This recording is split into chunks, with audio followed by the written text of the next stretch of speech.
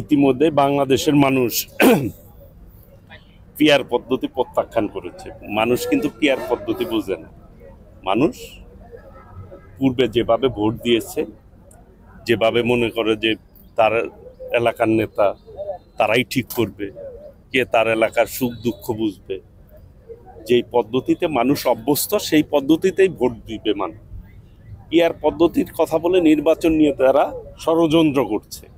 তারা জনগণ থেকে বিচ্ছিন্ন, জনগণের কাছে গেলে তারা তাদের যে আদর্শ সেটা জনগণ কখনোই গ্রহণ করবে না। সেই জন্য তারা ভিন্ন পথে ষড়যন্ত্র করতে চায়।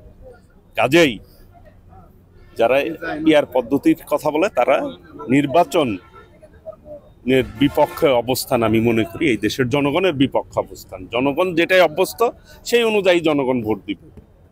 কাজেই আমরা বলতে চাই আগামী দিনে এই টাঙ্গাইলের মানুষ ঐক্যবদ্ধ হয়েছেন যাতে করে এই টাঙ্গাইলে কোনো সন্ত্রাস না থাকে, কোনো চাঁদাবাজি না থাকে, কোনো নৈরাজ্য না থাকে। সকলে মিলে নিরাপদ টাঙ্গাইল চায় এবং উন্নয়নের ক্ষেত্রে আমরা সকলকে নিয়ে ঐক্যবদ্ধভাবে এই টাঙ্গাইলকে গড়ে তুলব। আজকে আপনি এইখানে এসেছেন, দেখতেই পাচ্ছেন যে প্রত্যেক ওয়ার্ড থেকে 12টি ইউনিয়নের ওয়ার্ড থেকে নেতৃবৃন্দ এসেছেন। তারা আগামী দিনের কর্মপন্থা নির্ধারণ করবেন, কিভাবে আগামী দিনে আমরা মত বিনিময় করছি, আগামী দিনে কিভাবে আমরা নির্বাচনের জন্য কাজ করতে পারি, সেইভাবেই আমরা নিজেদেরকে তৈরি করছি। ইনশাল্লাহ বাংলাদেশের মানুষ আমাদের ভারপ্রাপ্ত চেয়ারম্যান দেশনায়ক তারেক রহমানের নেতৃত্বে ঐক্যবদ্ধভাবে ইনশাল্লাহ কাজ করবে এবং প্রত্যেক জায়গায় ইনশাল্লাহ আমাদের বিএনপি বিজয় অর্জন করতে সক্ষম হবে নির্বাচনে ইনশাল্লাহ। সকলকে ধন্যবাদ।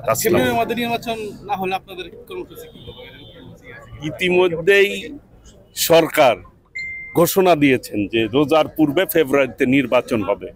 আমরা এই অনুযায়ী মনে করি বাংলাদেশের জনগণ আশা করে সরকার সেই নির্বাচনের ব্যবস্থা করবে, একটি নিরপেক্ষ নির্বাচনের ব্যবস্থার দায়িত্ব সরকারের।